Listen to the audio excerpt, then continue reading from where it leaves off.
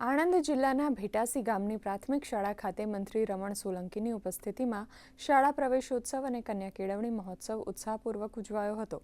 આ પ્રસંગે મંત્રીએ બાલવાટિકા અને ધોરણ 1માં પ્રવેશ મેળવતા નાના ભૂલકાઓને કુમકુમ તિલક કરી શાળા પરિવારમાં આવકાર્યા હતા। આ સાથે જ મંત્રી રમણ સોલંકીએ શાળાના પટાંગણમાં વૃક્ષારોપણ કરી એક પેડ માં કે નામ અભિયાનને વેગ આપ્યો હતો। ઉપરાંત મંત્રીએ બાળકોની સુરક્ષાને ધ્યાનમાં રાખીને શાળામાં જ વિદ્યાર્થીઓને ટ્રાફિક નિયમો અને માર્ગ સલામતીની વિશેષ તાલીમ પર ભાર મૂક્યો હતો। આજે લગભગ 67 જેટલા દીકરા દીકરીઓએ ધોરણ 1માં પ્રવેશ કર્યો અને 41 જેટલા દીકરા દીકરીઓએ એ બાલવાટિકામાં પ્રવેશ કરાવ્યો છે। આગામી સમયની અંદર જે રીતે ગુજરાત સરકાર દ્વારા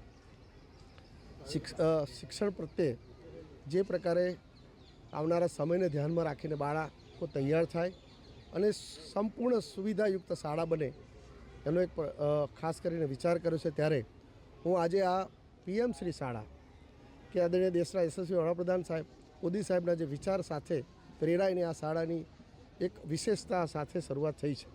અહીંયા ભણનાર બાળકને એક એને પ્રવાસ કરવા માટે, અવનવી માહિતી મેળવવા માટે અને પૂરતી સુવિધા અહીંયા પ્રાપ્ત થાય છે।